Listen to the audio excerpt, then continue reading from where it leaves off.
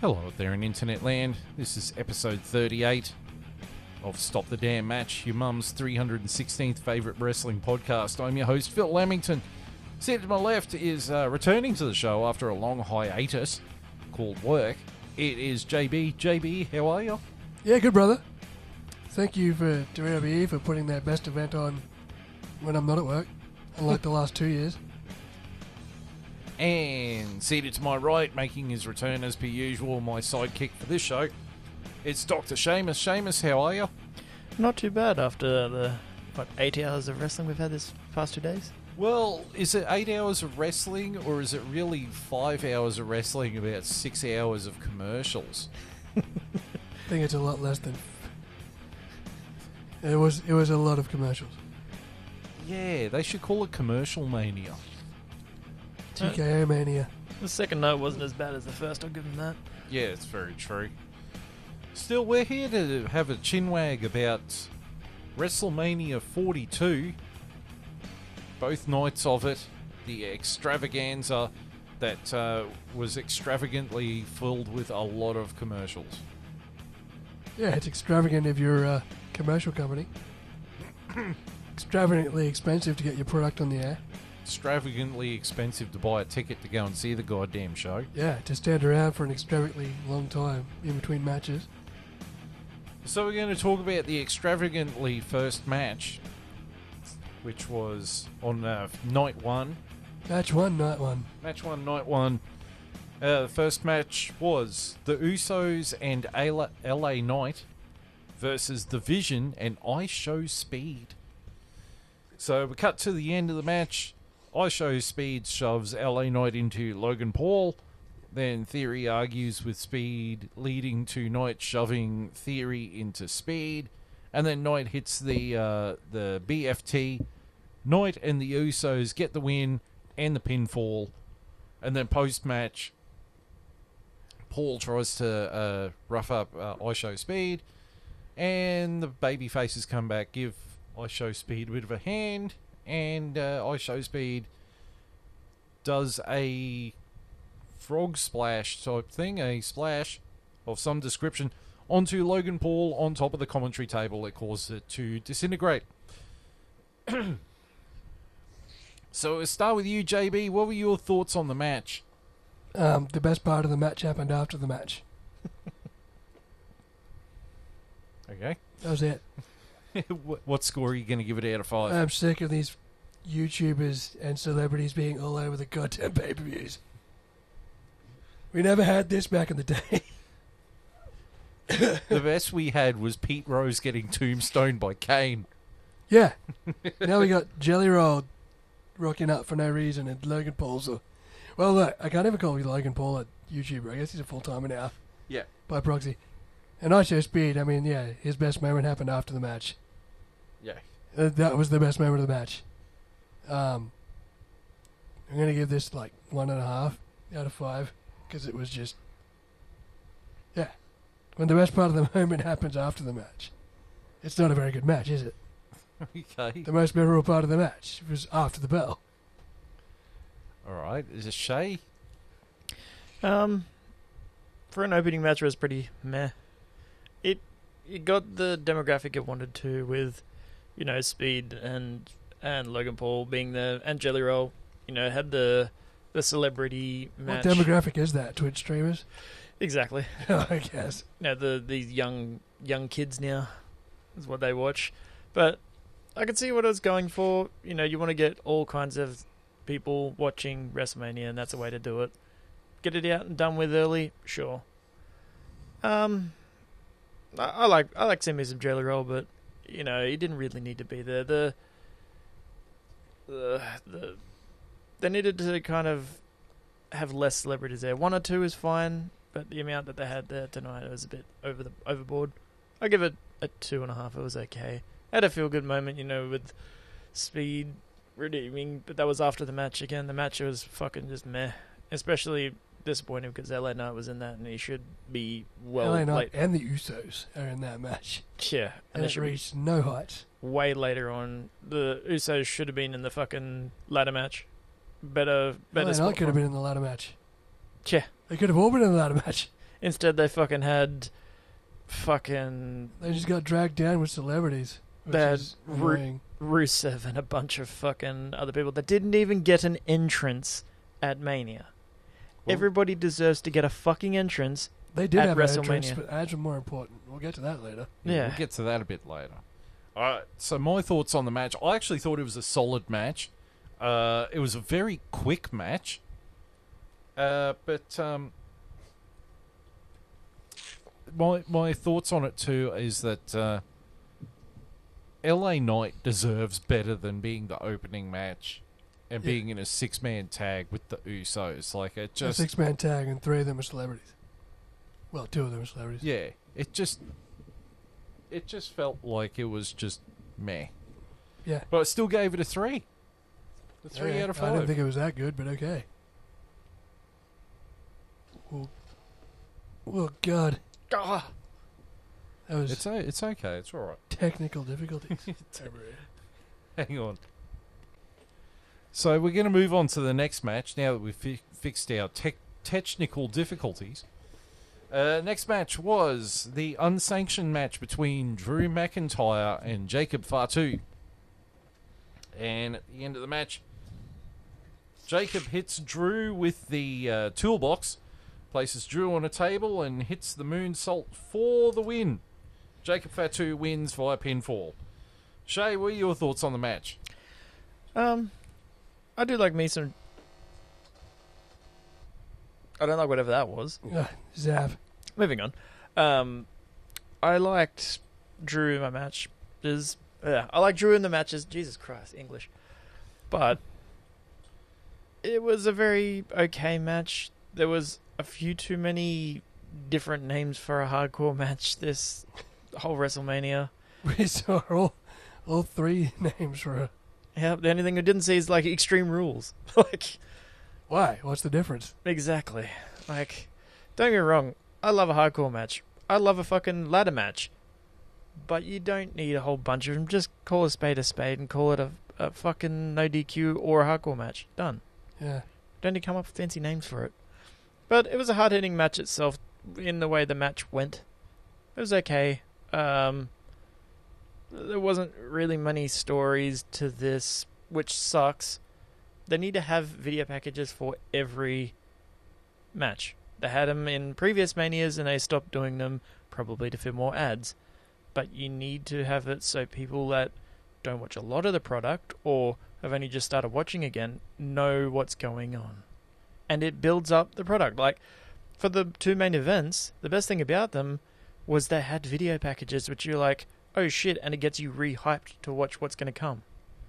They need to do that for matches like the mid-card ones so you know what's going on.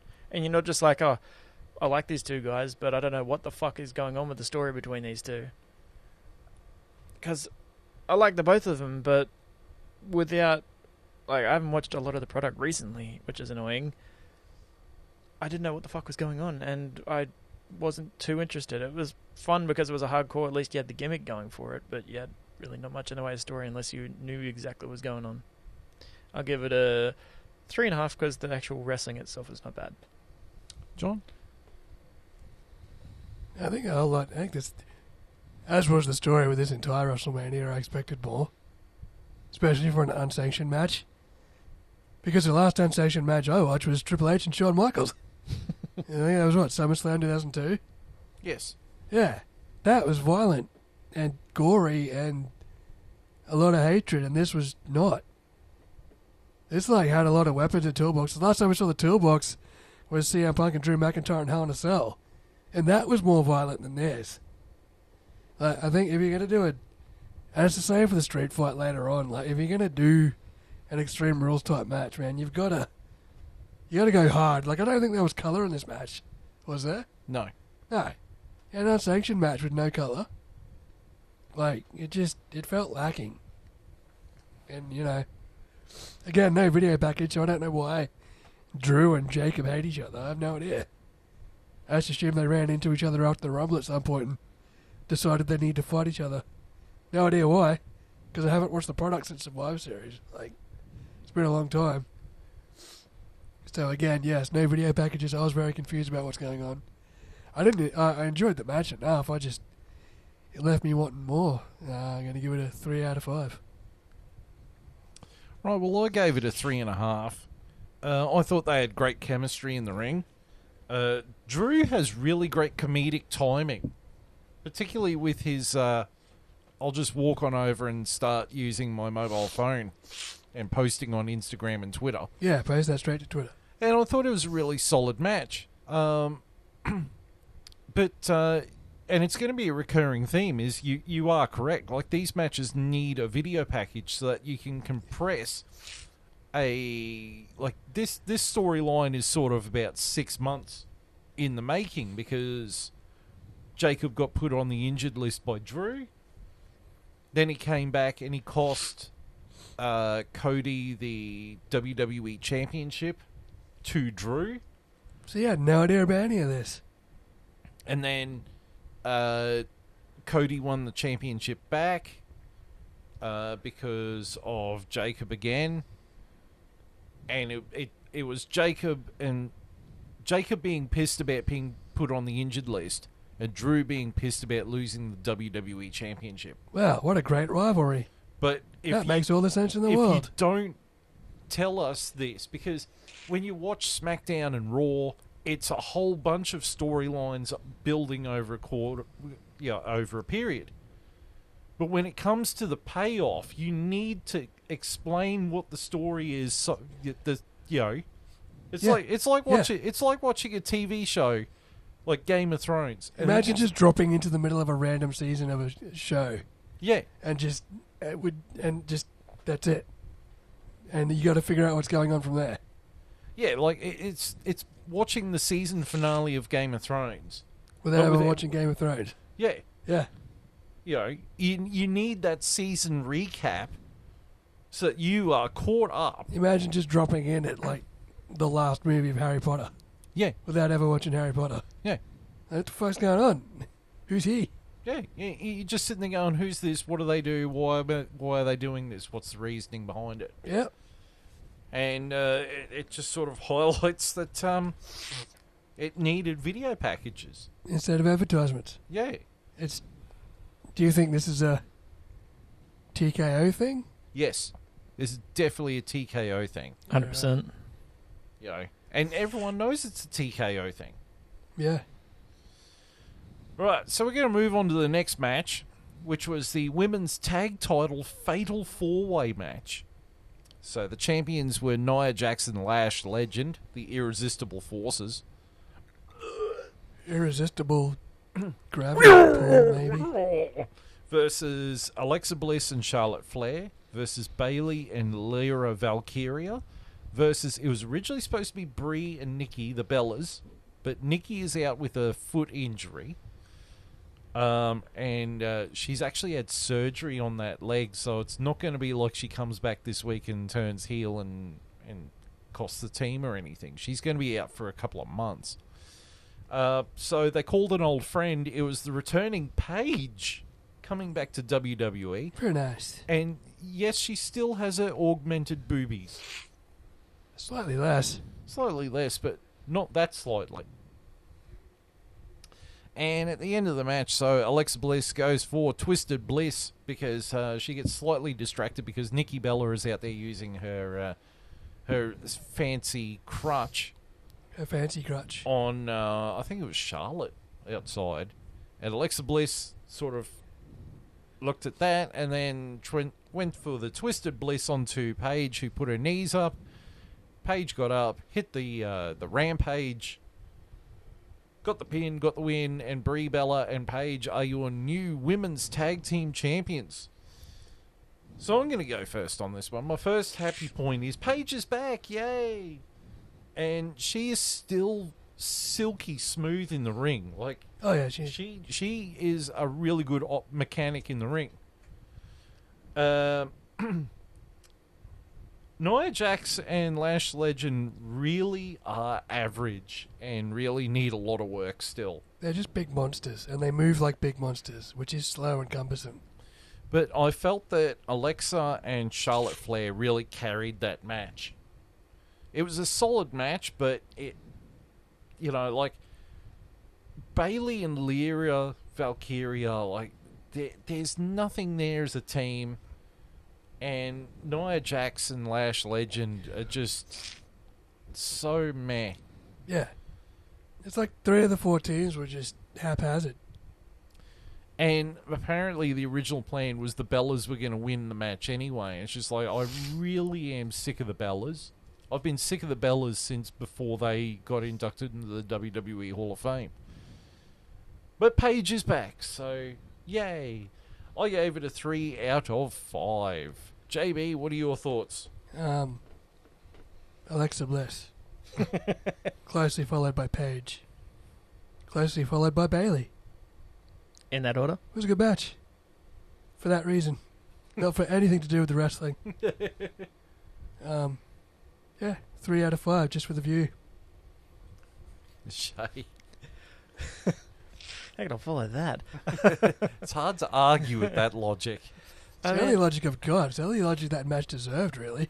I mean, any match with Nia Jax and Lash Legend just instantly is going to rate a 3 or below to me. It's instantly -2. -5 stars.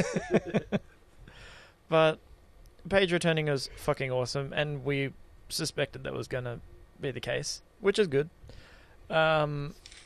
However, the weird thing was that Nikki wasn't actually injured because she just hit... Was it Nikki or Brie? It was Nikki, wasn't it? The injured one? Yeah. Yeah. Hit fucking one of the chicks over the back of the head with one of the crutches that she was using. It was walking fine. You can walk with a moon boot, hey? I know you can, but still... You can walk pretty well with a moon boot. Have you ever been in a moon boot? Personally, no. I have. But just speaking from experience, you can actually walk quite well in a moon boot without crutches. Yeah, but how many beers did you have before you started trying to walk with a moon boot on? Oh, it was fine. That was good. I was sober. But yeah, it was just... The crutches actually become a hindrance after a while. But it's very kind of weird to see, like, especially because Paige was replacing her with that. I hope she comes as a face because Paige heel is meh. she'll be a face. She got too big of a pop to not be straight up face. Look who she's teamed with, though. And she'll get turned on by the Bellas. Yeah, I can That's like a straight setup. I hope they do that sooner rather than later. The Bellas just turn on. As soon as Nikki can go. Nikki goes up. That's actually mine because, I was the one originally going to be there, and there you go, there's the feud. Good. Yeah, I give it a 3 stars. Again, not for the match, just for Paige coming back, really. All right, then the next match was the women's intercontinental title match between AJ Lee and Becky Lynch. At the end of the match, Becky took off the turnbuckle pad. AJ went to charge into Becky, but Becky pulled the referee, Jessica Carr, in front of her. So AJ stopped. Referee got out of the way. Becky pulled AJ into the exposed turnbuckle and then hit the manhandle slam. Becky Lynch wins and is your new Intercontinental Women's Champion. Intercontinental Champion. Shay, what do you got to say about it? I'm sick and tired of Becky. Really? It's only an IC belt, though. At least it wasn't like the main women's title. This is true, but just... Becky needs to go away for a little bit and come back. Like, when she was the man, it was great, don't get me wrong. Like, she was on fire back then, even getting more over than the men. But at the moment, it's getting stale. It's just the same Becky over and over and over, Sure, she rekindled her rivalry with AJ for it. That's cool. And it's sad seeing AJ going away again for a bit, because she's really quite good, and seeing her and Paige back at once. I was hoping to see more with that, but unfortunately not. The match itself was just... It was a Becky match. It's not really a technical fucking masterpiece, is it? I give it a 3. Just really average. JB? This match was for a championship, but the whole talk during the match was how Becky Lynch and Jessica Carter didn't get along. They made the whole focal point of the match is Jessica Carter going to call a fair match, and Becky doesn't like her, and Becky gets in her face, and then actually played a part at the end when Becky took the turnbuckle pad off the first time, and then Jessica put it back on, and then she took it off again, which ultimately decided the match. It just, it took away from the match. Like, you got rivalry enough. Like, you're going for a belt. You don't need to bring the fact that the referee was involved in this match multiple times, physically, sort of took away from the match. It's like, well, who are you fighting? Are you fighting AJ Lee or are you fighting the referee? Referee doesn't hold a belt. But it was an okay match. I give it 2.5 out of 5. It was pretty good. AJ can still go, and as annoying as Becky is holding belts and shit, she can wrestle. Definitely not the worst match I've seen. Well, I gave it a 3.5. This match was giving me real vibes of when Triple H and Chris Jericho had their match back in 2000, and Jericho won the world title because of Earl Hebner screwing over Triple H, but then had to reverse it and give the title back and admit that he'd screwed Triple H. It was a solid match. Yeah, it was very much a Becky Lynch match. I agree with Shay. I think Becky needs to bugger off and just let us miss her, and also possibly go and get a boob job. What got it over for me was AJ Lee selling like a motherfucker in this. Like, she looked like a rubber band. She took everything and everything she got hit with, she sold it like a champion. Yeah, no, she's always been good at that. And she's still smooth. Her moveset's still smooth as she can still move around the ring really well. The worst thing about this match, though, was the band that played Becky Lynch's entrance theme. The Wonder-Years who were just dancing around. Yeah, lip-syncing badly because clearly the song was triggered before they were ready. Yeah. Old mate wasn't even singing when the song started. That was bad. That was truly... Stop having live bands at WrestleMania. Yeah, like that's... Unless it's Limp Bizkit. Yeah. We can't get Motorhead because they're dead. Or Living Colour. Yeah. Yeah. Maybe get Maybe get Metallica. Yeah, but no one's got a Metallica-themed entrance song. Well, they should change that. Yeah, they definitely should. But I thought it was a solid match, and it did what it had to. Yeah. Right, next match was between Gunther, the career killer Gunther, and Seth freaking Rollins.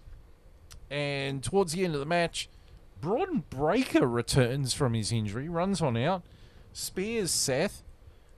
Then Gunther locks in the sleeper on Seth, and Gunther wins by submission. JB, you want to take this one first? Yeah, I like this match. I actually really enjoyed this match. This was a good technical match. Seth wrestled really well. Gunther was doing his powerhouse chops and stuff.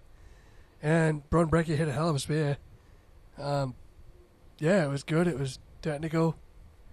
They definitely complemented each other well. And the old swerve at the end, because Seth was on his way to victory. He was about to win that match before Braun interfered out of nowhere. 3.5 out of 5. I reckon that was a decent match. It was very good. Shay? Come back to me. You go first. Oh, you're making me do stuff. Yep. Okay, I gave it a 3. I thought it was a solid match. Seth really needs to work on his moveset, though, because he was taking a lot of bumps that... landing straight on your feet with the history of knee injuries, man. Yeah, like... Every time he lands, we wins. We're just waiting for his knee to pop again. Yeah, just... And Gunther is not very good at taking the pedigree. No. He doesn't like the pedigree. He must have taken lessons from Kane on how not to take the pedigree. What, bounce head first? Kane would always put his knee up. My big problem with this match was it never felt like it got out of, like, third gear. it got to a certain point, and you felt like they were about to change and go into the fourth gear, or fifth gear, or maybe even top gear. Tonight On Top Gear. Instead, it felt like it was stuck in third, and it just didn't go any further with it. And but I mean, you could say that about a lot of matches on this card, but this one was the most noticeable for it. But I still gave it a 3. So are you ready now? I am. You are? Yeah, this match, as Johnny said, it made me wince every time he landed on his feet, because the shock to his legs and his knees every time, just thinking that he's going to injure himself yet again. This is coming from both Gunter and Seth. They're both incredibly good in the ring, and they're both very talented, and they can go for literally 60 minutes and still be fine. Seth's literally done that. I don't get why these guys at Mania together couldn't put on a better match than what they did. It was just very slow and methodic, and it didn't accelerate, as you said, Phil. Like, it didn't go anywhere after that. It just flooded out, and that was the end when he got choked out. The end wasn't horrible, and I do think Seth has taken some time off with Becky for a little bit, but I'm not sure for how long. I mean, I suppose Becky just won, so I don't know anymore. But I think Seth may be taking a little bit of time off if he's just lost that match by getting choked out by Gunter. I give it a 3.5. It was an okay match, but it was just didn't speed up. See, I'm a little bit different about that. I don't think he's going to be taking time off because he's just come back from an injury. You're right. I think that Becky just won a belt. Yeah, Becky's just won the Becky's IC not going strap. anywhere. Wait a minute, I'm thinking of another couple. Never mind. I actually think it's going to be Seth now really focusing on Braun Breaker over the summer. Yeah, because he fucking got speared, yeah. And Gunter, I think Gunter he's going to be hanging around the world title picture, but he's not going to be quite there until probably SummerSlam. Well, he's got his retirement Legend Killer run, so who's more people that it's going to retire? Maybe Brock won't retire just yet, and Gunter will put him out. Spoilers. All right. I'd like to see that. So, we're going to move on to the next match, though, which was the Women's World Title match between Stephanie Vicaire and Liv Morgan. And towards the end of the match, Stephanie Vicaire has to fight off Roxanne Perez and Diesel, Raquel Rodriguez. And then finally, Liv hits the Oblivion. Liv Morgan gets the 1-2-3 and is the new Women's World Champion. Right, I'm going to go first on this one. Go first twice. No, John went first last time. He did. You can go first if you want, but you weren't ready last time. Right, I'm going first. I gave this match a 2. This was the worst match on that night. Giving your girlfriend a 2? And this match had a really good build. Which they did not show in a video before the match. I mean, you really get behind a match like that, right? Yeah, had a bit of cake in it. Yeah. It never felt like it got out of first gear. It went nowhere, this match. It was just plodding. And then I'm sick and tired of the Judgment Day. I'm sick of them. I'm sick of the entire group. Be done with it. We've had to put up with this shit since 2022. It doesn't even have the original people in it anymore. No one in it is original. It's NWO all over again. It's NWO B team. Well, they don't even come out to the NWO music. They come out to fucking clown music. Like, what the fuck? And then, like, Liv Morgan's got to win by having the entire Judgment Day shenanigans happen. Why? And then, I'm just going to say this now. If you think you're sick of Becky Lynch, I am so sick of Liv fucking Morgan. It is not funny. And in the ring, she is boring. She is boring as all fuck. And then you put her in there with Stephanie Vaquer. You give her... That match went... Did you know that match went for 6.5 minutes?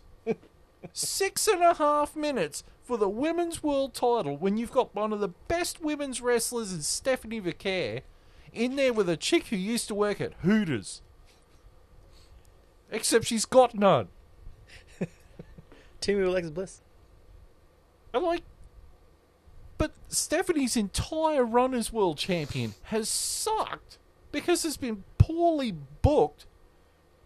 Because they're just putting her against... Who has she wrestled in this thing? She's wrestled Raquel Rodriguez.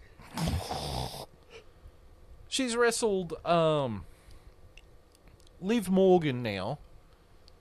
And... Fuck, who else has she... She hasn't wrestled fucking anyone of merit. Like, she hasn't wrestled Io Sky. She hasn't wrestled Rhea Ripley. She hasn't wrestled Asuka. She hasn't wrestled Kairi Sane. Jade Cargill. It's just the worst booked world champion we've seen in a long time. And she's one of the best women's wrestlers on the roster. And then this flat-ass match that was flatter than Keira Knightley's fucking chest. That went fucking nowhere. The only reason why it's got a goddamn 2 is because of Stephanie Vaquer. Mind you, it was because she won the Royal Rumble beforehand too, which makes it worse. Yeah, because who else was going to win the Royal Rumble? Who else was going to win the Royal Rumble? Rhea was already going to Mania. Well, no, Rhea Ripley, had a part, like she had the plan to go to Mania already. she Didn't she win Elimination Chamber? Well, actually, the plan for Jade Cargill banked upon Bianca Belair coming back from her surgery. Yeah, and she got... And when she couldn't come back because of her surgery, and then because we found out later on in this night that she is in fact pregnant, she looked like she's 3 to 4 months pregnant, which meant that Rhea Ripley had to go in to the Elimination Chamber because there is no one else on the SmackDown women's roster that can go into that match against Jade Cargill or want to be in a match with Jade Cargill without fearing for their life. Dude, Nia Jax. Without thinking that they were going to get kicked in the head and get a concussion and eventually have a fucking stroke. Catch as catch can, Nia Jax and Jade Cargill. Just like Brett. JB's just like, you're not going to let that go, are you? Well, he's not going to fucking let it go either, so let's just go. Hey, you still got 3 more books to read yet. But you can see my point about Jade Cargill. Like, she is not a solid mechanic in the ring. She is green as fucking grass. And we'll get to her match later. But you've got this match with Liv Morgan, and it's just boring. No shit. Like, my God, what? How about this for an idea, right? Why didn't they make it a fatal 4-way and put fucking AJ Lee and Becky Lynch in that match? I'll watch it. Because then no one would be IC champion. Who cares about that fucking belt? No one, but it's there. It's just...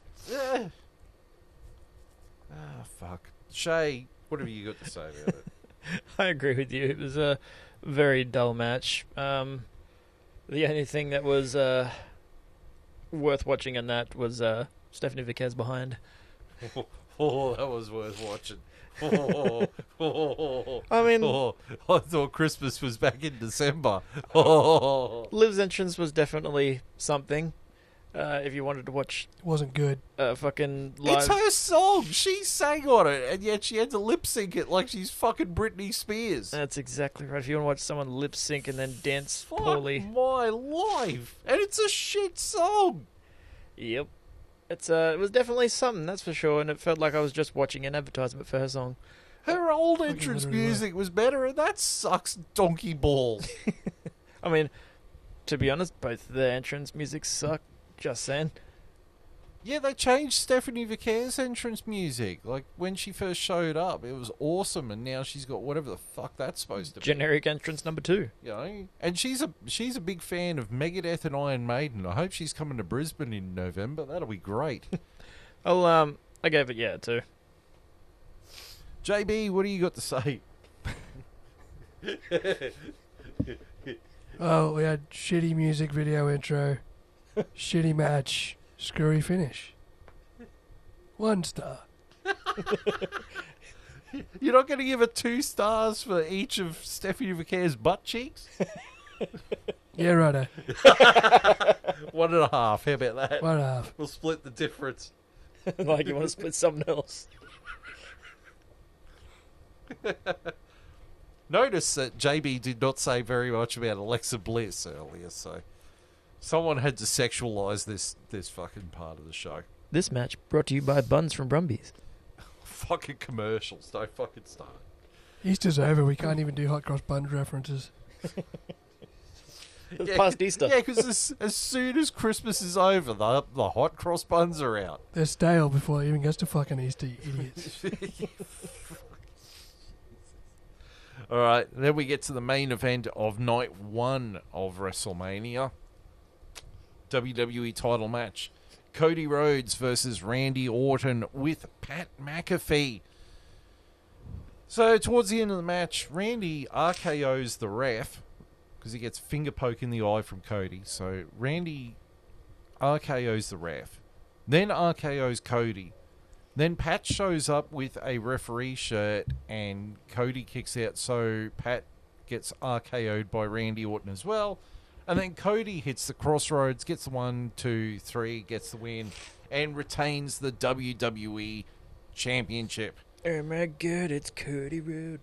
So we go with JB here. JB, what are your thoughts? Pat McAfee didn't need to be there. At all. Again, same fucking problem we've had. With celebrities getting involved in matches and shit. Like, especially title matches. Main event. I mean, it's not as bad as Travis Barker injecting himself in last year's main event, but still. It was that the year before, I can't remember. When was Rhodes and Cena? That was last year. Yeah. Yeah. When actually hurting Cody. Because that had Travis Scott show up Travis for Scott. random Travis reason. Barker. Travis Barker would have been way better than Travis Scott. Anyway. And everyone thought it was going to be The Rock that was coming, but it wasn't. Anyway, that riff was more exciting than this match. No, Pat McAfee didn't need to be there. I really wanted Randy to win this match, but whatever. They're so hell-bent on Cody Rhodes carrying the company. Yeah. I don't know. I like heel Randy. I just wanted more viciousness out of him. Although he did punt Cody at the end, which is cool. But again, the cool violent spot comes after the match is already done. But the match itself was cool. The match itself was 3.5 out of 5, but just Pat McAfee didn't need to be there. Just didn't. He should have been taken out at the start and never come back. Yeah. What are you giving it out of 5? 3.5. 3.5. I really wanted Randy to win, but he didn't get there. Shay? I enjoyed Cody's intro. It was pretty cool. Seeing him come out to all of his iterations of himself. Reminded me of sort of Jericho's entrance in AEW, where he came out to all the versions of himself. It was definitely a match of Cody's style, more so than Orton's style. It was a bit more fast-paced compared to Orton's just really slow and methodical that you're used to watching. Probably one of the better Orton matches that I've watched, to be honest. Wasn't just a run by the mill sort of thing. They were actually telling a story. I mean, it is Cody in the ring and he's good at that kind of thing. But he tries to tell the same story too many times, and then you know what's going to happen. You know the finish. Albeit, we all thought that they were going to do a double turn in this match, which would have made sense if Randy didn't punt him at the end. That would have been a perfect end to that. You would have had Cody, who's already getting booed by people, turn heel which he was doing heel things in this match already, and then Orton turned face because he fucking RKO'd Pat McAfee, who was the main manager for him being a heel. So I'm no fucking idea what's going to go with that story. It's going to continue somehow. The match itself wasn't horrible. It was one of the best matches of the night by a mile, but that's not really hard to do considering. I'll give it a 3.5 just because it was, on comparison, better than everything else. I originally was going to give this a 3.5, but I've dropped it down to a 3. My issues with this match, first point is, please go away, Pat McAfee. Like, it this felt like when The Rock turned John Cena at Elimination Chamber last year in the build for it. Except it was so more sudden. Like 2 weeks out, Pat McAfee shows up and turns heel, and you're just like, what the fuck is going on with this? You know? And you could tell it wasn't WWE's choice that did that either. That was TKO. Yeah, it was TKO tinkering with shit. It was probably The Rock. You know, thinking he can help. Stick to making shitty Jumanji movies, fucking idiot. I'm confused. Is Randy the heel or is Cody the heel? Because, like you said, like Cody's doing heel shit, Randy's doing babyface shit, but then at the end of the match, Cody wins. Then he gets punted in the head and gets a massive gash on his eye, on his eyelid, and has to go for a concussion test and all this shit. So he might actually be out for a couple of weeks.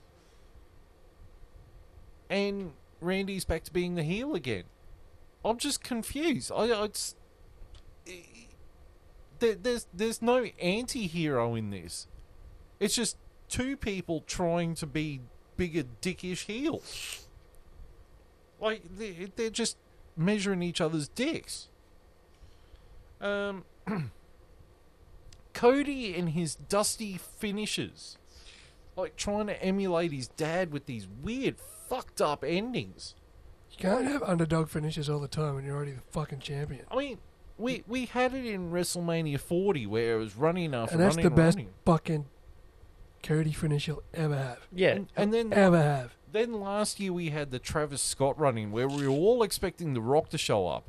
Travis Scott slowly meanders down to the ring, and Cody Rhodes has to stop what he's doing and watch him for the entire miserable walk down the fucking entranceway. Fiend. Only for Fiend. John's who turn around, get kicked in the balls, and get an AA from John Cena and lose the title. This was just more of this overcomplicated shenanigans because Cody thinks that he is as great a storyteller as his old man. But his old man was also the idiot who came up with the Shockmaster. This is also the same guy who came up with the House of Horrors match. I think that's Uncle Fred.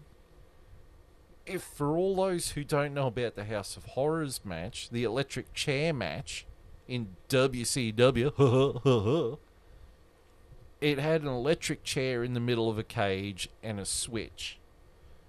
Except halfway through the match, someone accidentally flipped the switch, and they show on camera Mick Foley pushing the switch back up. Eventually, Abdullah the Botcher got put in the electric chair, and they dropped the switch, and then all the lights flickered, and he pretended to be electrically shocked on television. That's Dusty Rhodes at his creative peak.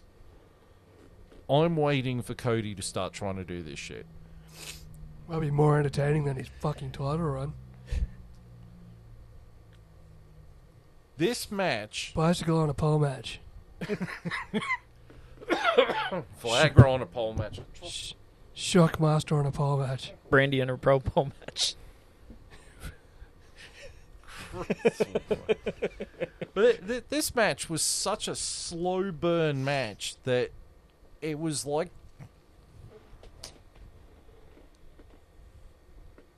It was like, you remember that episode of Top Gear where they had to buy the Italian supercars for less than 10,000 quid? Yes. And Clarkson bought that Maserati Merak, Yes. and then they had to drive around the track, and the damn thing wouldn't rev because it was fucked. Yes. That's what this match was. It was a car that wasn't revving because it was fucked. This whole car was a car that was revving it. It was fucked. That's what this match was. It just didn't rev. It just brrr at 2,000 RPM. It was just a general cruise along a bit of road. Yep. It didn't go any faster. It didn't go any slower. It just went along this fucking road.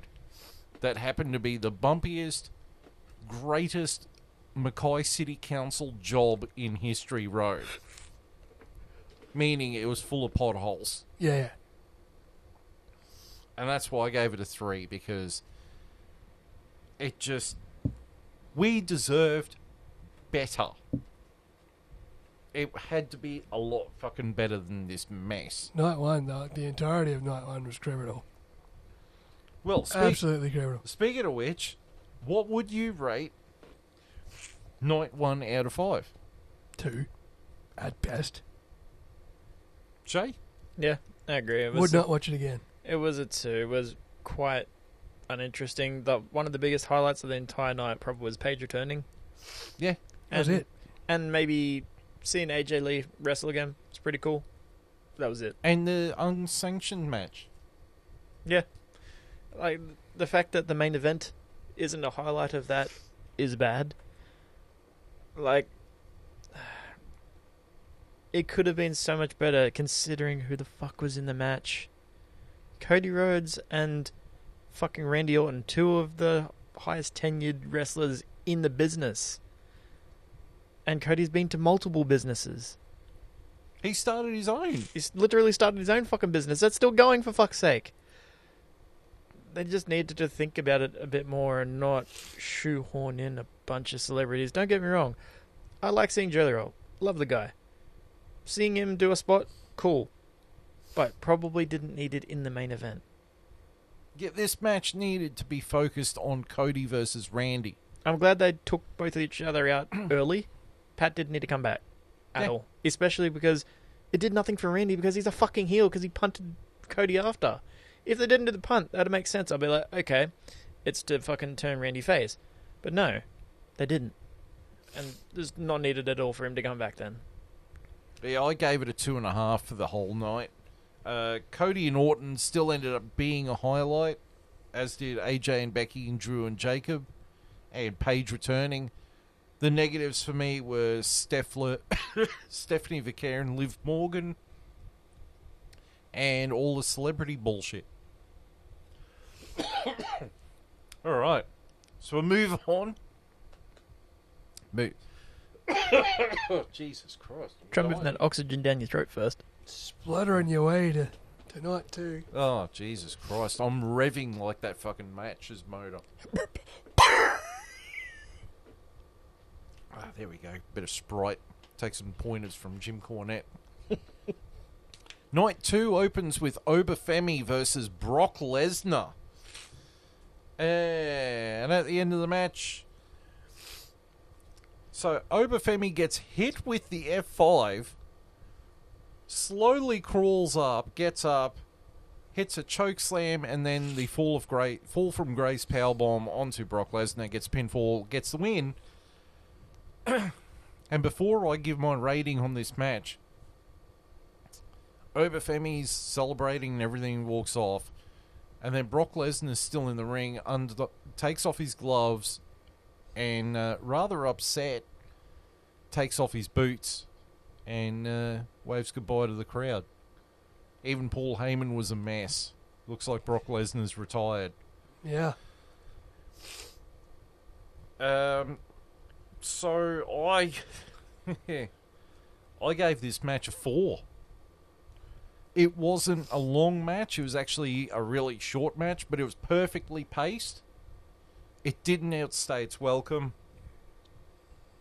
It got Obafemi over with the crowd. It did its job. And it was... If that was a send-off of Brock Lesnar, it was a great send-off. What are your thoughts, JB? That was instantly better than anything that happened on night 1. Straight up, night 2, bang. 4-star match. Obafemi shocks the world, and Brock Lesnar shocks the world in return by retiring on the spot. So, 4 out of 5. It was a great match. Good power match. Yeah, really enjoyed it. Shay? Yeah, I agree with the both of you. I gave it a 4 as well. It was a really physical match, perfectly paced for Brock. It wasn't a fucking German suplex fest, even though we did see a few. But having him with a person like Oba is fucking perfect. He is one of the few people that matches Brock's build that can go toe-to-toe with him. And we'll never see it again. And we'll never see it again now. And seeing Brock retire at the end was completely left field. Nobody's seen that coming at all. Because, he's getting old, but, he's a fucking monster of a man and still goes hard in the ring. I do hope that he does get inducted into the Hall of Fame, even though he might not due to the shit that he's involved with, but he does deserve to be in there. If he's still wrestling, mate, he's going to get inducted. Yeah.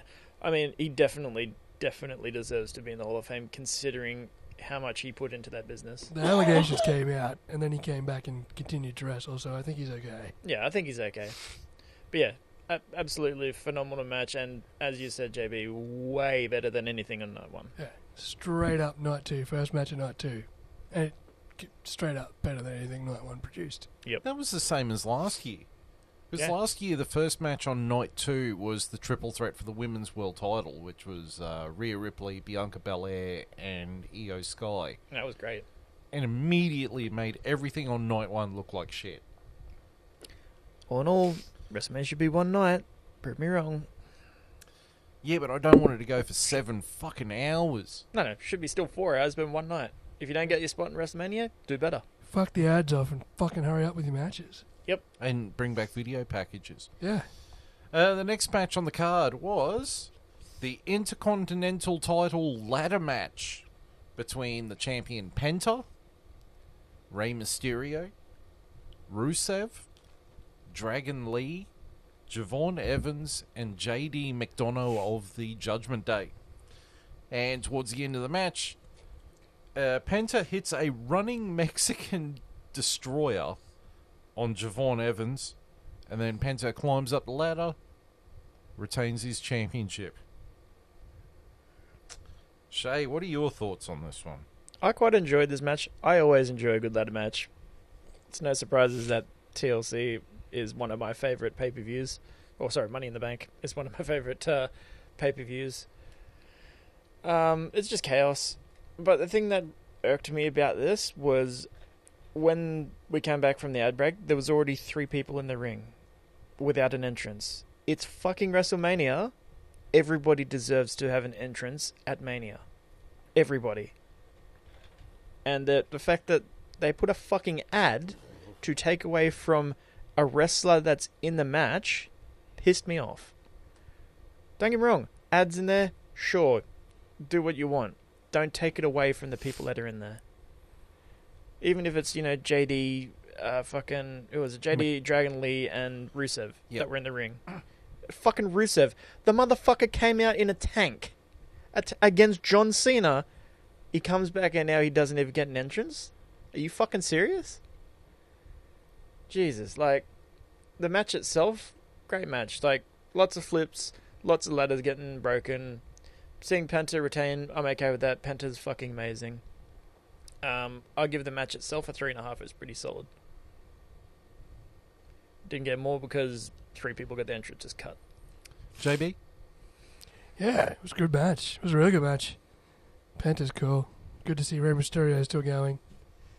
Rusev was a bit of a surprise, but he was never going to win, so that's alright. Solid ladder match. Entertaining. I'm going to give it a 4. Because I don't give a shit that I didn't see a Rusev entrance. Because I don't give a shit about Rusev. Well, I gave it a 4 as well. Thought it was an amazing match. And it matched up to the quality of the first match. Showed really what Penta Penta could do. It was a really good showcase for Javon Evans, Absolutely. but it also showed that he needs to work on how to take bumps too, because he was taking some horrific landing and bumps and stuff. It made me wince a couple of times. Sort of reminded me of Seth Rollins the previous night. He sort of reminds me of Shelton Benjamin in ladder matches. Or Kofi Kingston. Yep. Super athletic. And so, yeah, I gave it a 4 out of 5. Right, so, moving on to the next match. Was the US title match between Sami Zayn and Trick Williams. And at the end of the match, Trick Williams hits the trick shot, gets the pinfall, gets the win. JB, you want to take this one? Trick Williams has a really long coat that seemed to keep getting stuck during his entrance because he kept stopped walking and looking back, like when a dog stares on its own lead and then looks back at you as to why we stopped. That was hilarious. Sami Zayn. Why has he got Arabic writing on his attire? He's Saudi? No, fucking Syria? He's Palestinian, is he? No, Syrian? Semi for Syria or something like that, wasn't it? Ah, probably. I don't know. Seems a bit sensitive at this point in time. I mean, it's nothing like Muhammad Hassan or Iraqi sympathiser fucking Sergeant Slaughter. Sergeant Slaughter, but I don't know. I found that with all the shit that's going on, I found that a little bit woo. Hopefully they're not pushing that angle too hard. But match was meh as fuck though. 2 out of 5. Shay? And we get back to match 1 quality matches. Yeah. This, I like Sami, and Trick is quite good, but you need video packages for this stuff. Otherwise, people just don't give a shit. Sami needs a good promo behind him for him to be at his top. If he doesn't have that, it's just, hey look, I got a big boot as my finisher. Fucking sick, bro. Like, I got Blue Thunder Bomb. It looks cool, but I do it 1 trillion times, so it's lost any kind of value whatsoever. And I never get a pinfall off it. It's just... And Trick Williams is quite good on the mic, but in the ring, it's just a few moves and that's it. There's nothing really too special about it, which I'm a bit sad about. I give it a 2.5. Yeah, I gave it a 2.5 as well. I felt like the match didn't get out of second gear. It just felt like a really flat match. It's for a championship too. And to be honest, there's another wrestler who I never felt actually had a match that really got going very well. And I find a lot of Trick Williams has emulated this wrestler, and that's Booker T. Booker T never really had a standout match where you were like, fuck yeah, Booker T, amazing match, that was great. It did. Him and Austin in a supermarket. That was a match. That was a vignette.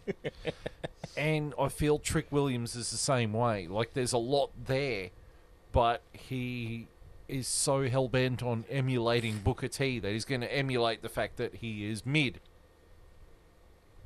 That being said, these two did not really have great chemistry. No. The build for this was 2 weeks. And, like, going into this one again, I'm sitting there going, who's the heel? Who's the babyface? I don't know. It feels like it's just 2 fucking heels. And I couldn't even get into the match. I think Sami Zayn needs to take a couple of months off.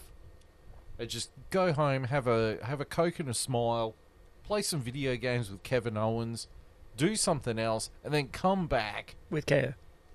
and do something big. Because he's just... He had his moment when he hit Roman Reigns with a steel chair. Yeah. And he'll never hit that peak again. Yeah. Yeah, he just feels like he's a That's the biggest pop mid-card. he's ever going to have. He just feels like he's a mid-card And he went for nowhere. life. Didn't even win the title. Yeah. He just went nowhere from there. He just wasn't feeling Uzi. Him and KO Wasn't won the feeling tag Uzi. titles. They won the tag titles at WrestleMania 2 years ago. Well, put them back together as a tag team. Yeah. Yeah. And turn them back again like they always do. It's entertaining. And they know how to We do know it. they're good friends. They Yeah. make a good tag team. Yeah, you know, it just...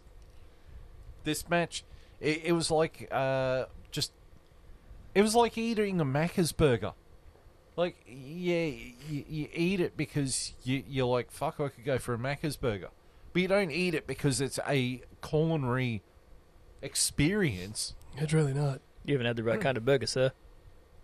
It's a Yeah. tasty burger. You know, it's... It ain't a Phil Leamington special. Yeah, you know what I mean? If you have a burger from Burger Urge or, you know, real high-value burger, you want it because you want a burger that tastes great. If you have a burger from Macca's, it's because, fuck, I'm hungry and I want something cheap. Yeah. That's what this was. This was a Macca's burger. I'm cracking out all the analogies tonight, eh? I'm just WrestleMania season, mate. You're on fire. just shooting from the hip. You're in Gear 6 right now. Unlike this entire card. The next match was yet another one of those. I am actually recovering from the flu, so. Next match was another rebranding of No DQ called a street fight. This was between the Demon Finn Balor and the Triple A Mega Champion Dominic Mysterio.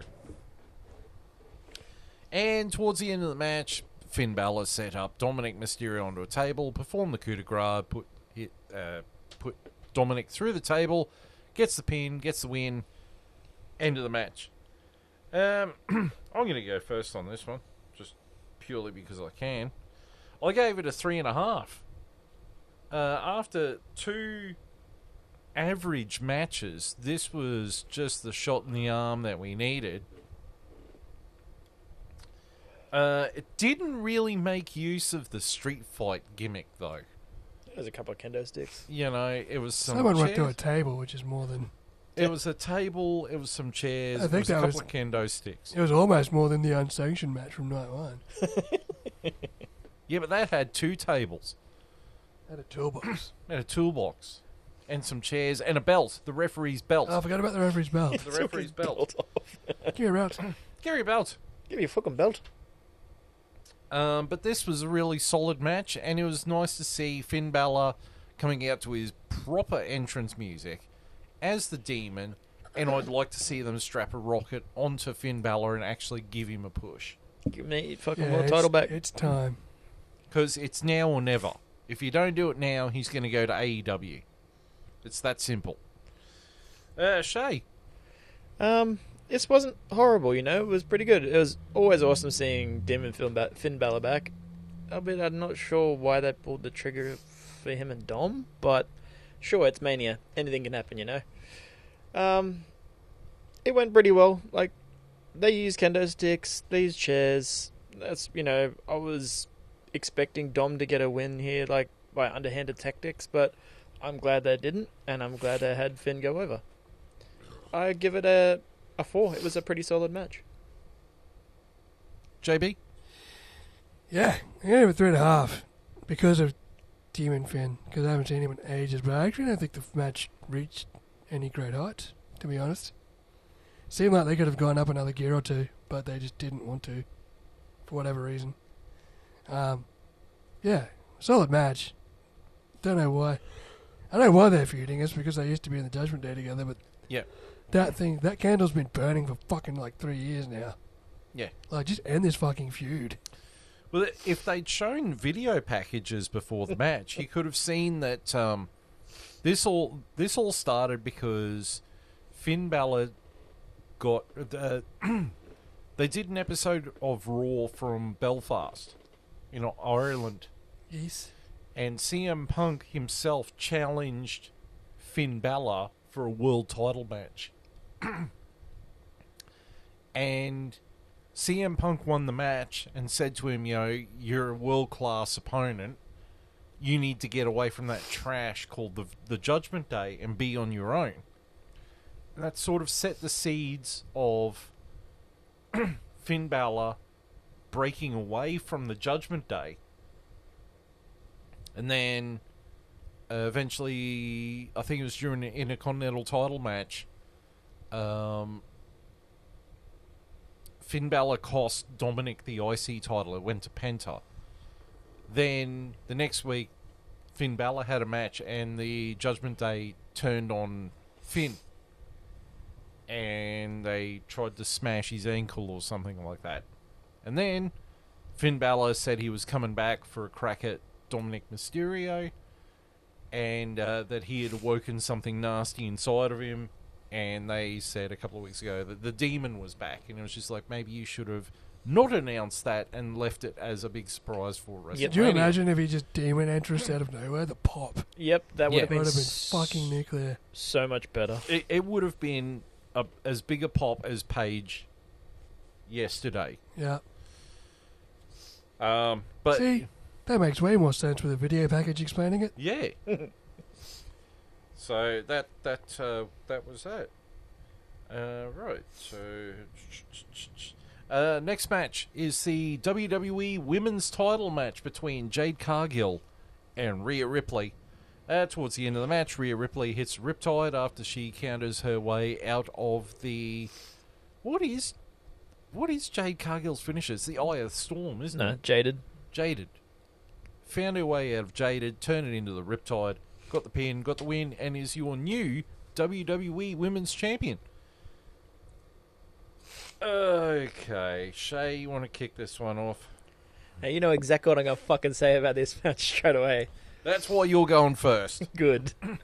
Jade fucking Cargill has no right to do the One Winged Angel as her fucking finisher. I forgot about that. I thought you were just going to sit here and slag off Jade Cargill. I'll fucking get to that.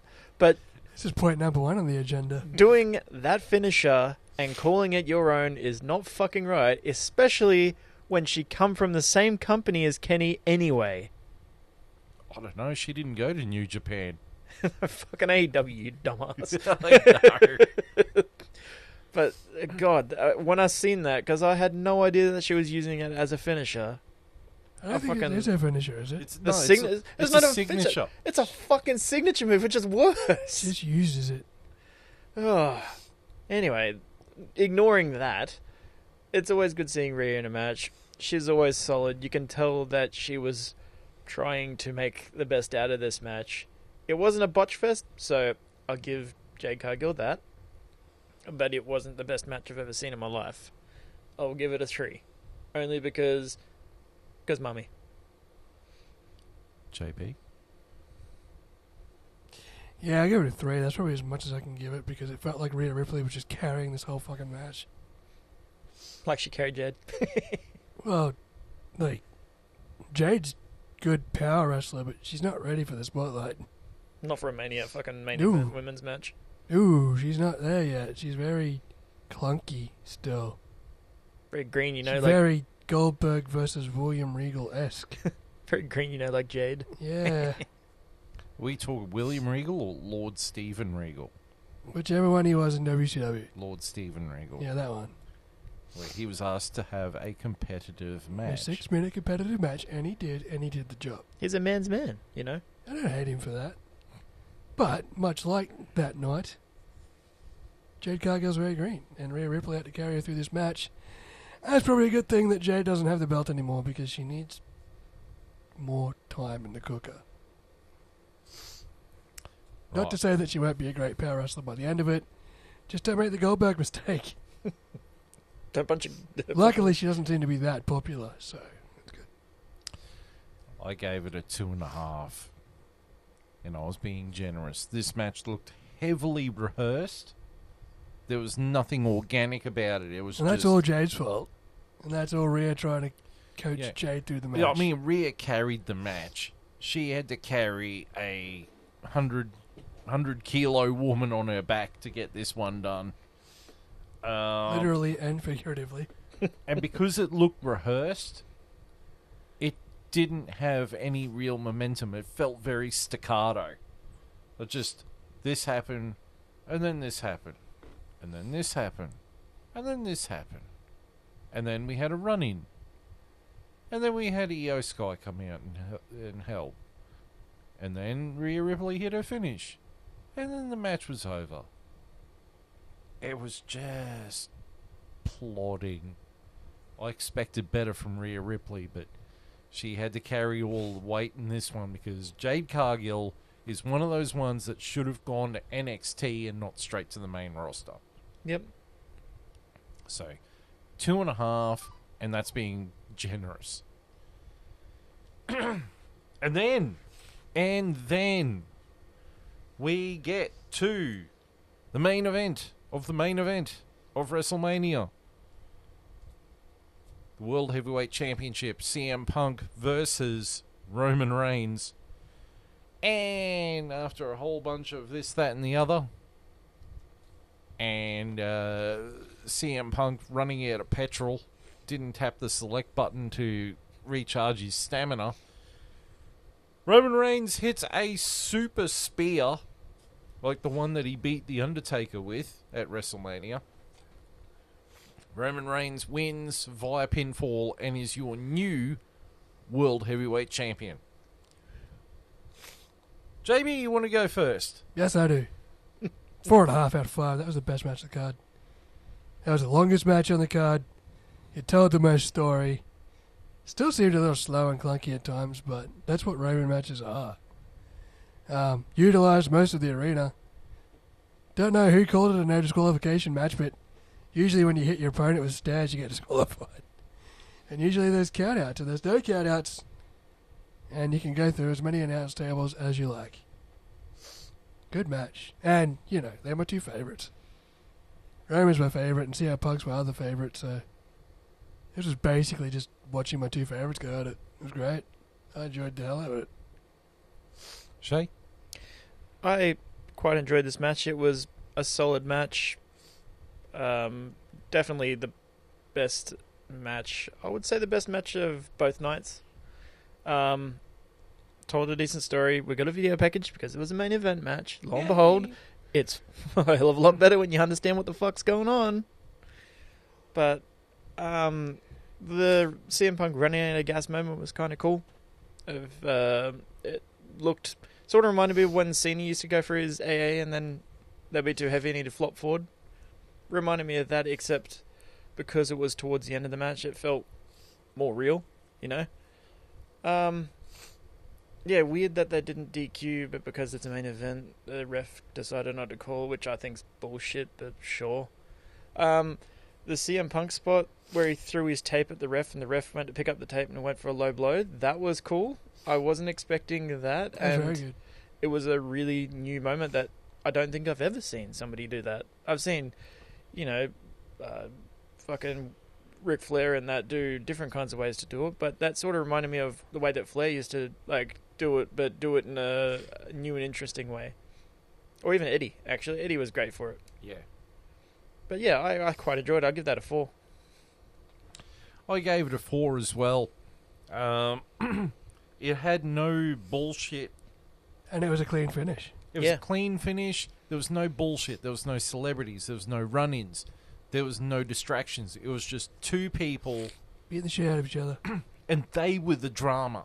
Yeah. They were the drama of the match. Like, they told the narrative. At first, I didn't get the CM Punk has run out of gas in the tank. But then I remember during the build-up for this that Roman Reigns said to him that he was old. And that's when it clicked, like, oh, yeah, it's playing on the he is old. Because CM Punk is 47 years old. Roman's not that far behind. I was going to say he's not that much younger. No, but it plays on that he's old, he can't go the distance anymore because he's old. And it you know, it became it proved that the storyline was integral to the plot of the match. Mouse. Oh. Yeah, we got the bastards everywhere. It was a solid match. I think the only gripe I've got against it was you can hear them talking to each other and calling spots. But while Tim was really upset over that, for me it showed that the match was not heavily rehearsed and they were calling it on the fly. Which means that they were paying attention to what the crowd was going off. They knew how to get to the end. They knew the finish. How they got to the finish was determined by them. Which is something that maybe Jade Cargill and Rhea Ripley should have a think about. So I gave it a 4. It was not my favourite match of the night. That would be the ladder match. Which I think was the best match all weekend. But by Christ, this came really close. What would you give night 2 out of 5? We'll start with you, Shay. Significantly better than night 1, but that's not hard to do. I'll give it a 3.5, close to a 4, but a 3.5. Couple of matches let it down. JB? What did I give night 1? 2? 2. Yeah. I think I gave night 1 a 2 out of 5. Mm-hmm. Well, this is 3.5 on average. Better. Almost a 4 as well, yeah. That main event was great. The ladder match was great. Women's title match wasn't that great. Femi and Brock was great. Yeah, maybe like a 3.75. Well, stick with 3.5. It makes it easier for me to type it out. I don't. And I went for a 3.5 as well. Like, there was a lot more on offer in this night than there was night 1. Yeah. Night 1 wasn't the complete disaster. Like, everyone online is making night 1 out to be a complete disaster, and it wasn't that bad. But it could use with some trimming. And Less ads, more video packages. yeah. Explain to me what the fuck's going on. Alright, and then we get to the big question. The whole show. Mania 1 and 2. Nights 1 and 2, I mean. What are you going to give it? How many cheese graters are you going to give it out of 5? JB? Well, night 2's 3.5 and night 1's 2. So I guess I'm just going to have to go straight in the middle. 3. 3? It's just going to have to be a 3. Straight 3. Yep. I wouldn't watch night 1 again.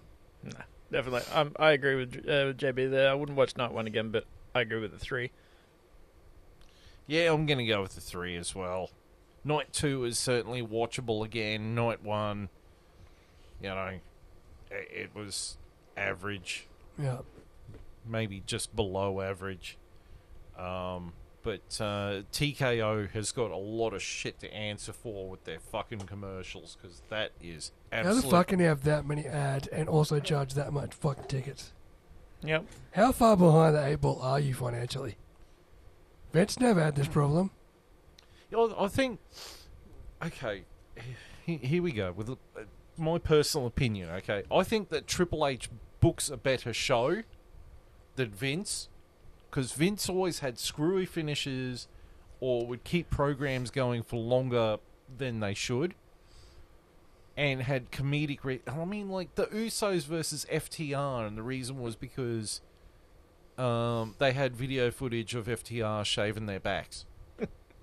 That was Like, that was just peak Vince bullshit.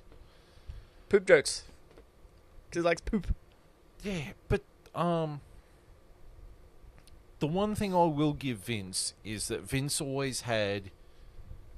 He always thought families were the key to people buying tickets. If you can keep the prices low so an entire family can afford to go to WrestleMania, then you're going to make money. And TKO is sitting there going, well, if we jack the prices up, people will pay for it.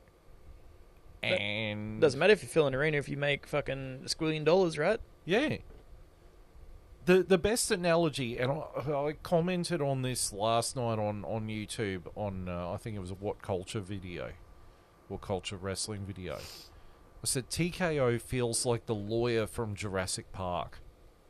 You know, in the lunch scene where they're sitting there and the lawyer's like, we can charge $3,000 a day, we can charge $10,000 a day, and people will pay it. And Hammond is like, yeah, but no one will see it. It should be for the masses, not for the classes. And the lawyer turns around and goes, yeah, but we could do coupon day or something. That's what TKO feels like. It feels like the fucking lawyer. And then... Or fucking suits. And I put that comment down. Someone replied with a comment from there. And I replied with... And then you could always also add the comment from Dr. Malcolm where he says, so you plan on showing us some dinosaurs on this dinosaur tour, right? And that comment got a few likes as well because my reasoning behind that quote is... you plan on giving us wrestling matches on this wrestling show as opposed to just fucking commercials? And we watched the replay of it. If you watch it live, you've got commercials. Then you've got a 3-minute break with a clock in the corner telling you how long the fucking break is going to be while they're showing a Netflix thing that says, we'll be back. And it's showing it in 5 different fucking languages while you're watching footage of Rhea Ripley walking down a ramp or Cody Rhodes walking down a ramp or this person walking down a ramp. And it's like, why don't you just show us them walking down the goddamn ramp in real time? It'll be really good in this 5-minute break. Fucking video package. Yep. And you know You what? gotta explain to me why this rivalry started and why we're here? You know what else? I seen not a single backstage segment. Yeah, not no a single backstage. interview. Nothing. No. It was all just match. No filler. Nothing in the middle. Because then they can squeeze more fucking commercials. Yeah. Why can't they take a page out of F1's book and go, if they're going to run a commercial like camera in camera, like shot in shot, screen in screen, so while the action's going, put the little commercial on for 2 fucking seconds. put your commercial on while they're walking down the ramp. Yeah. It's not fucking hard. Yeah. After you've shown me a video package of what the fuck, who's in this match and what to expect. Because by doing that, you get the casuals back into it that don't watch every single week. Yeah, sure, I keep up with the product because I read most of the highlights on Reddit, don't get me wrong, with Raw and SmackDown, just because I can't watch it daily because I've got shit to do. That's the way I keep up, but for other people like JB who's at work every other week, the video packages are fucking perfect because then you get people who haven't watched it but like wrestling to still be able to keep up and want to watch it. And we've had storylines of interest like Io Sky trying to fight Asuka so that she can release Kairi Sane from Asuka's grip. You've got a US title match that was supposed to be Julia versus Tiffany Stratton, which got completely scrapped. Even from SmackDown. It got scrapped from SmackDown. SmackDown. Julia is one of the best wrestlers in the world, and she wasn't even on WrestleMania. And yet, we had the Bellas were on there. Lash Legend and Nia Jax were there. Well, they were the champions actually, weren't they? So it just feels like it's they're putting their eggs in the wrong basket because TKO is dictating what toys Triple H is allowed to play with. Yep, it's just money for them. It's just cold money. They don't care about the fucking product. Albeit Vince is a fucking disgusting human being, but at least he fucking cared about the product. Sometimes. But let's call a spade with Vince though. As soon as he bought ECW and WCW, and you can back this up, JB, as soon as he bought ECW and WCW, the writing in WWE went to shit. He didn't have fucking competition. Yeah. He didn't see TNA as competition. No.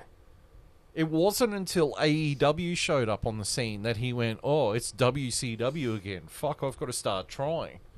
But even then, if he could take a belly flop and fuck things up, he would.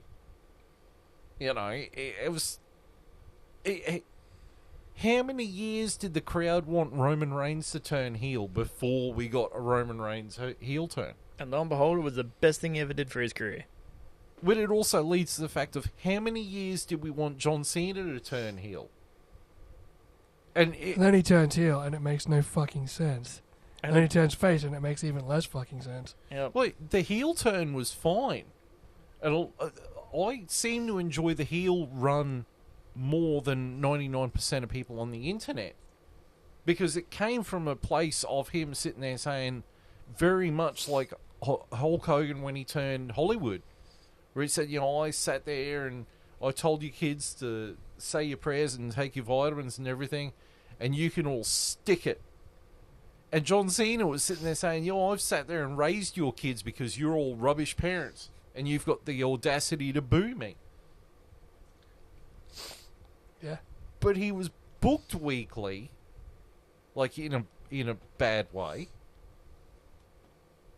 And The Rock making a half-assed attempt at It was really The Rock that fucked the entire storyline up. because he was there for like 2 shows and then never shown up again. And he sat there and went, I've done my job in this storyline. No, you fucking have not. If you stayed there, that would have been perfect. You weren't because even it there at made the it. culmination of what you fucking started, you dickhead. Yeah. You didn't stick the landing. You weren't there for the landing. This was the Vietnam War. You fucking weren't there. Anyway. So that was WrestleMania. Yes, it was. So we're not entirely sure what the next pay-per-view we're going to do is. Certainly not Backlash. Yeah. Might be back in time for SummerSlam. We'll see. Maybe the Royal Rumble next year. Well, there's still Money in the Bank as well. Yeah. Yes. We'll see how it goes. Yeah. We'll see how WWE's pay-per-views line up. Yeah. The commercials. Yeah, well, in regards to my work schedule. This is the first WrestleMania in 3 years that I haven't worked, so it's been good. No, you were here for 40. Yeah, you were here for 40. No, I missed 40, What? I got I think. No, you were here for 40. No, I missed 42. I missed 41 last year. Yeah. You didn't miss much. Anyway, so on behalf of myself, JB, and Shay, it's time to end. Thank you for tuning in. And until we see you again, it is goodbye.